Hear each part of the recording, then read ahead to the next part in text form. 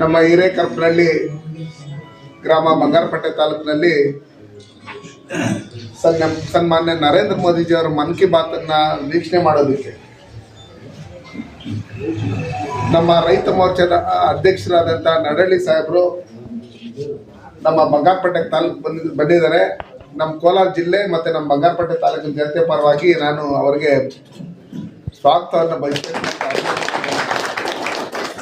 ಜೊತೆಯಲ್ಲಿ ಈ ಕಾರ್ಯಕ್ರಮದ ಮಾನ್ಯ ನರೇಂದ್ರ ಮೋದಿಜಿಯವರು ಯಾವುದೇ ದೇಶದಲ್ಲಿದ್ರು, ಇಡೀ ಪ್ರಪಂಚದಲ್ಲಿ ಎಲ್ಲೇ ಹೋಗಿದ್ರು ಮನ್ ಕಿ ಬಾತ್ ಕಾರ್ಯಕ್ರಮ ಯಾವುದೇ ಕಾರಣಕ್ಕೂ ನಿಲ್ಲಿಸಿಲ್ಲ. ನಿರಂತರವಾಗಿ ಅದು ನಡೀತಾ ಇದೆ. ಈ ವರ್ಷದ ಕೊನೆಯ ಕಾರ್ಯಕ್ರಮ. ಪ್ರತಿ ರಾಜ್ಯಗಳಲ್ಲೂ ಏನೇನು ವಿಶೇಷವಾಗಿ ನಡೀತಾ ಇರ್ತದೆ, ಎಲ್ಲೆಲ್ಲಿ ನಡೀತಾ ಇರ್ತದೆ, ಈ ದೇಶವನ್ನು ಒಗ್ಗೂಡಿಸಂತ ಕೆಲಸಗಳನ್ನ ಯಾರ್ಯಾರು ಸ್ವಯಂ ಪ್ರೇರಿತರಾಗಿ ದೇಶ ಕಟ್ಟಂತ ಕೆಲಸಗಳನ್ನ, ಜನರಿಗೆ ಅವೇರ್ನೆಸ್ ಮೂಡಿಸುವಂತ ಕೆಲಸಗಳನ್ನ, ಸ್ವಯಂ ಉದ್ಯೋಗ ಕಲ್ಪಿಸುವಂತ ನಿಟ್ಟಿನಲ್ಲಿ, ದೇಶ ಪ್ರೇಮ ಮೂಡಿಸುವಂತ ನಿಟ್ಟಿನಲ್ಲಿ ಏನೇನು ಕಾರ್ಯಕ್ರಮಗಳನ್ನ ಯಶಸ್ವಿಯಾಗಿ ವಿಶೇಷವಾಗಿ ಮಾಡ್ತಾ ಇರ್ತಾರೋ ಪ್ರತಿಯೊಂದನ್ನು ಗಮನಿಸ್ತಾ ಇರ್ತಕ್ಕಂಥ ನರೇಂದ್ರ ಮೋದಿಜಿಯವರು ಮನ್ ಕಿ ಬಾತ್ ಅಲ್ಲಿ ಅದನ್ನು ನೋಡಿಸ್ಕೊಂಡು ನಾವು ದೇಶದಲ್ಲಿ ನಾವು ಯಾವ ಥರ ಇರಬೇಕು, ಯಾವ ಥರ ಇದು ಮಾಡಬೇಕು, ನಾವು ಯಾವ ಥರ ಡೆವಲಪ್ಮೆಂಟ್ ಆಗಬೇಕು, ವಿಕಸಿತ ಭಾರತ ಯಾವ ರೀತಿ ಆಗ್ಬೇಕು ಅನ್ನೋದ್ರ ಬಗ್ಗೆ ಮೊದಲಿಂದಲೂ ಹೇಳ್ಕೊಂಡು ಬರ್ತಾ ಇದ್ದಾರೆ.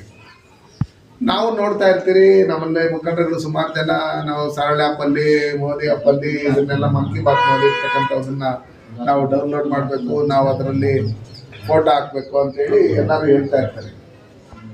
ನಮ್ಮಲ್ಲಿ ನಾವು ಬಂಗಾರಪೇಟೆ ತಾಲೂಕು ಎಕ್ಸಾಂಪಲ್ ತಗೊಂಡ್ರೆ, ಇಲ್ಲಾಂದ್ರೆ ಮಾಲೂರು ತಾಲೂಕು ಎಕ್ಸಾಂಪಲ್ ತಗೊಂಡ್ರೆ, ಇಲ್ಲ ಕೋಲಾರ ಜಿಲ್ಲೆಯಲ್ಲಿ ಇರ್ತಕ್ಕಂಥ ಯಾವುದೇ ತಾಲೂಕಲ್ಲಿ ತಗೊಂಡ್ರೆ ನಮ್ಮ ಭಾರತೀಯ ಜನತಾ ಪಾರ್ಟಿಯಲ್ಲಿ MLAಗಳಿಲ್ಲ.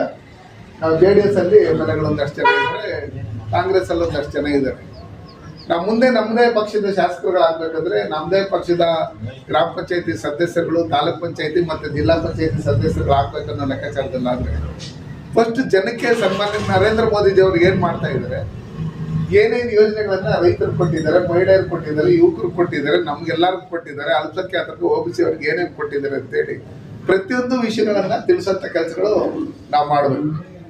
ಅದನ್ನ ಮಾಡೋದ್ರ ಜೊತೆಲಿ ನಮ್ಮಲ್ಲಿ ಸುಮಾರು ಜನಕ್ಕೆ ಬೇರೆ ಬೇರೆ ಕಡೆ ಹೋದ ಕೆಲವರಿಗೆ ಹಿಂದಿ ಇನ್ನೊಂದು ಮತ್ತೊಂದು ಅರ್ಥ ಆಗಲ್ಲ. ನಮ್ಮವ್ರಿಗೊಂದು ಅಷ್ಟು ಜನ ಅರ್ಥ ಆಗೋದಿಲ್ಲ. ನಾವು ಬೆಂಗಳೂರು ಸ್ವಲ್ಪ ಹತ್ರ ಇರೋದ್ರಿಂದ ನಮ್ಮಲ್ಲೂ ಬೇರೆ ಬೇರೆ ಕಡೆಯವರು ಬಂದು ಕೆಲಸ ಮಾಡೋದ್ರಿಂದ ಯಾವುದೇ ರಾಜ್ಯದವ್ರು ಬಂದು ನಮ್ಮನ್ನು ಯಾವುದೇ ಭಾಷೆಯಲ್ಲಿ ಅಡ್ರೆಸ್ ಕೇಳಿದ್ರು ಅವ್ರ ಭಾಷೆಯಲ್ಲೇ, ಅಲ್ಲ ರಾಮಚಂದ್ರ, ಅವ್ರ ಭಾಷೆಯಲ್ಲೇ ನಾವು ಅವ್ರಿಗೆ ಅಡ್ರೆಸ್ ಹೇಳ್ತೀವಿ.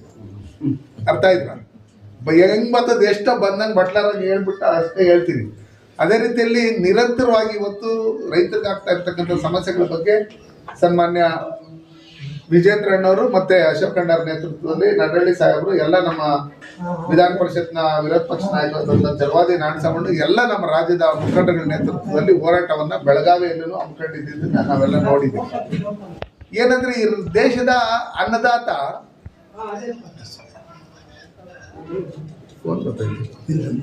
ಈ ದೇಶದ ಅನ್ನದಾತ ರೈತ, ಈ ದೇಶದ ಬೆನ್ನೆಲುಬು, ಅವ್ರಿಗೆ ಸರಿಯಾದಂತ ರೀತಿಯಲ್ಲಿ ಈ ಸರ್ಕಾರದಲ್ಲಿ ಯಾವುದೇ ರೀತಿಯಾದಂಥ ಸವಲತ್ತುಗಳನ್ನು ಕೊಡ್ದಿರಾ, ಕಬ್ಬುಗೂ ಕನಿಷ್ಠ ಬೆಲೆ ಕೊಡ್ದಿರಾ, ಅಡಿಕೆಗೂ ಕನಿಷ್ಠ ಬೆಲೆ ಕೊಡ್ದಿರಾ, ನಮ್ಮಲ್ಲಿ ಟೊಮಾಟೋಗೂ ಬೆಂಬಲ ಬೆಲೆ ಕೊಡ್ದಿರಾ, ನಮ್ಮ ರೇಷ್ಮೆಗೂ ಬೆಂಬಲ ಬೆಲೆ ಕೊಡ್ದಿರಾ, ನಮ್ಮ ಹಾಲು ಉತ್ಪಾದಕರಿಗೂ ಸಹಾಯಧನ ಕೊಡ್ದಿರಾ, ಯಾವ ರೀತಿಯಲ್ಲಿ ಮೋಸ ಮಾಡ್ತಾ ಇರೋ ಇದನ್ನೆಲ್ಲ ನೋಡಿದಂಥ ಸಂದರ್ಭದಲ್ಲಿ ಈ ಮೀಡಿಯೇಟರ್ಗಳು, ದಲ್ಲಾಳಿಗಳ ಅವಳಿ ಜಾಸ್ತಿ ಹಾಕ್ಬಿಟ್ಟು ನಾವು ರೈತರು ಏನು ಬೆಳೆದಿರ್ತೀರಿ, ಬೆಳೆದಿರ್ತಕ್ಕಂಥವ್ರಿಗೆ 10 ರೂಪಾಯಿ ಕೊಟ್ಟರೆ ದಲ್ಲಾಳಿಗಳಿಗೆ 20 ರೂಪಾಯಿ ಹೋಗ್ತದೆ.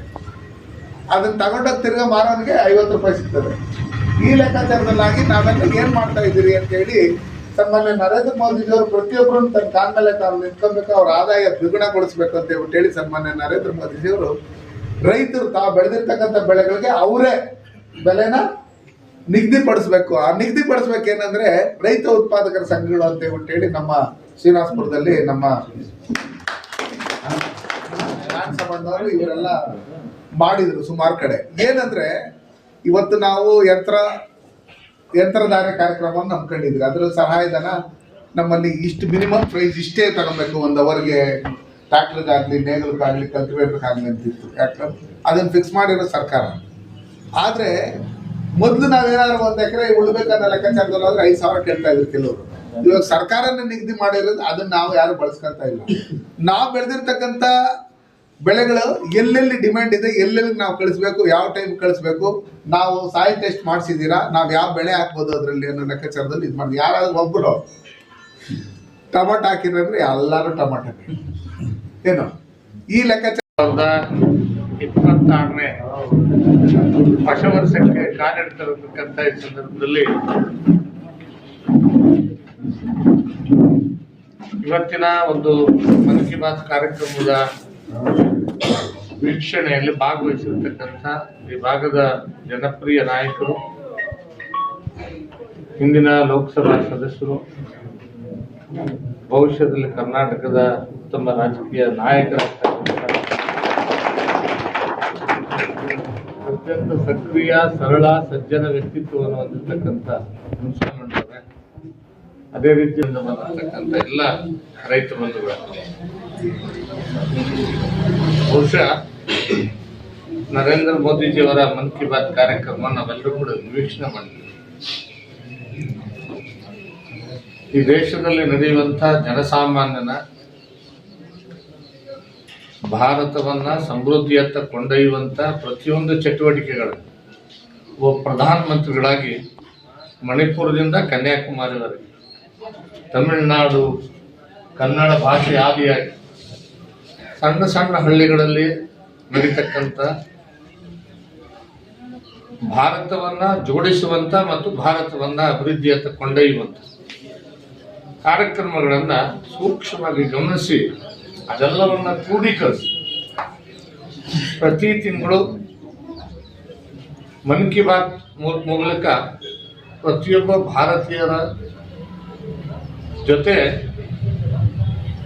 ಒಂದುಗೂಡಿ ದೇಶವನ್ನ ಮುನ್ನಡೆಸುವಂತ ಕೆಲಸವನ್ನ ನಮ್ಮ ನೆಚ್ಚಿನ ಪ್ರಧಾನಮಂತ್ರಿಗಳಾದಂಥ ನರೇಂದ್ರ ಮೋದಿಜಿಯವರು ಪ್ರಧಾನಮಂತ್ರಿಗಳಾದ ಮೇಲೆ ನಿರಂತರವಾಗಿ 11 ವರ್ಷಗಳ ಕಾಲ ನಡೆಸ್ಕೊಂಡು ಬಂದಿರ್ತಕ್ಕಂಥ, ಬಹುಶಃ ಈ ಹಿಂದೆ ಯಾವ ಪ್ರಧಾನಮಂತ್ರಿಗಳನ್ನ ಈ ರೀತಿ ನಾವು ಆ ಜನರ ಜೊತೆ ಜೋಡಣೆ ಆಗುವಂತಹ ಒಂದು ಕಾರ್ಯಕ್ರಮವನ್ನು ನಾವು ಯಾರು ಕೂಡ ವೀಕ್ಷಣೆ ಮಾಡಿರಲಿಲ್ಲ ನಮ್ಮ ತಿಳುವಳಿಕೆ ಬಂದ ಮೇಲೆ.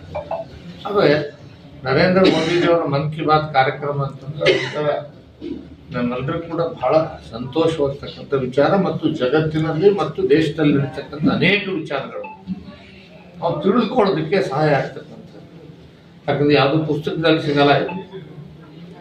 ಈ ಕಾರ್ಯಕ್ರಮವನ್ನ ಇವತ್ತು ಇಡೀ ದೇಶದ ಎಲ್ಲ ಜಿಲ್ಲೆಗಳಲ್ಲಿ, ಎಲ್ಲ ಗ್ರಾಮಗಳಲ್ಲಿ ಭಾರತೀಯ ಜನತಾ ಪಕ್ಷದ ರೈತ ಮೋರ್ಚಾದ ವತಿಯಿಂದ ಇದನ್ನೆಲ್ಲ ರೈತರನ್ನ ಒಗ್ಗೂಡಿಸಿ ಮಾಡಬೇಕು ಅಂತಕ್ಕಂಥದ್ದು ಇಡೀ ದೇಶದ ರೈತ ಮೋರ್ಚಾದ ಎಲ್ಲ ನಾಯಕರ ವಿಷಯ ನಾವು ಮಾಡಿದ್ವಿ. ಅದರಲ್ಲಿ ಇವತ್ತು ಕೋಲಾರ ಜಿಲ್ಲೆಯಲ್ಲಿ ಕೂಡ ಈ ಕಾರ್ಯಕ್ರಮ ನಡೀತಾ ಇರ್ತಕ್ಕಂಥದ್ದು. ಈ ಕಾರ್ಯಕ್ರಮ ಹಿರೇಕರಪನಹಳ್ಳಿ ಗ್ರಾಮ, ಬಂಗಾರಪೇಟೆ ತಾಲೂಕಿನಲ್ಲಿ ಇವತ್ತೇನು ನೀವು ಹಮ್ಮಿಕೊಂಡಿದ್ದೀರಿ, ಅದಕ್ಕೆ ನಾನು ಬರಬೇಕು ಅಂತ ಹೇಳಿ ನಮ್ಮ ಶಿವಣ್ಣವರು ಮತ್ತು ನಮ್ಮ ಅಧ್ಯಕ್ಷರು, ನೀವು ರಾಜ್ಯಾಧ್ಯಕ್ಷರು ನಮ್ಮೂರೆಲ್ಲ ಭಾಗವಹಿಸಬೇಕು ಕಾರ್ಯಕ್ರಮ ಅಂತ ಹೇಳಿದಾಗ ಅವರ ಸಂತೋಷದಿಂದ ಒಪ್ಪಿಕೊಂಡು ರಾಜ್ಯದಲ್ಲಿ, ರಾಷ್ಟ್ರದಲ್ಲಿ ಏನ್ ನಡೀತಾ ಇದೆ ನಮ್ಮ ರೈತ ಮೋರ್ಚಾ ಕಾರ್ಯಕ್ರಮ ಒಂದು ಆಯಾ ಗ್ರಾಮದಲ್ಲಿ ಮಾಡಬೇಕು, ಜಿಲ್ಲಾ ಮಟ್ಟದಲ್ಲಿ ಮಾಡಬೇಕು ಅನ್ನುವಂತ ಸೂಚನೆ ಇತ್ತು.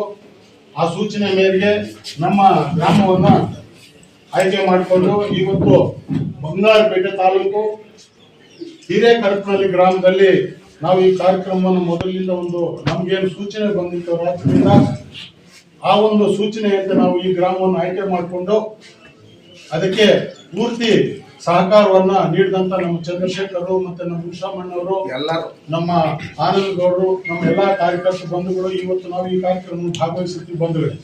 ಹಾಗಾಗಿ ಇವತ್ತು ನಮ್ಮ ರಾಜ್ಯದಿಂದ ಸಂಘಟನಾ ಚತುರರು, ನಮ್ಗೆಲ್ಲರಿಗೂ ಮಾರ್ಗದರ್ಶಕರು, ರಾಜ್ಯವನ್ನ ಅಲ್ಲೆಲ್ಲ ಬೇರೆಯವ್ರನ್ನ ಬಿಟ್ಟು ಇವತ್ತು ನಮ್ಮ ಜಿಲ್ಲೆಗೆ ಆಗಮಿಸಿ ಇವತ್ತು ನಮ್ಮ ಗ್ರಾಮದಲ್ಲಿ ಮನ್ ಕಿ ಬಾತ್ ಕಾರ್ಯಕ್ರಮದಲ್ಲಿ ಭಾಗವಹಿಸಿ ನಮ್ಮೆಲ್ಲರಿಗೂ ಕೂಡ ಆಶೀರ್ವಾದ ನೀಡಲು ಬಂದಿರತಕ್ಕಂತ ರಾಜ್ಯ ರೈತ ಮೋರ್ಚಾ ಅಧ್ಯಕ್ಷರಾದಂತಹ ನಡಲಿ ಅಣ್ಣ ಅವರು ಬಂದಿದ್ದಾರೆ. ಅವರಿಗೆ ನಿಮ್ಮೆಲ್ಲರ ಪರವಾಗಿ ಹೃತ್ಪೂರ್ವಕ ಸ್ವಾಗತವನ್ನ ಬಯಸ್ತಾ ಇದ್ದೀನಿ.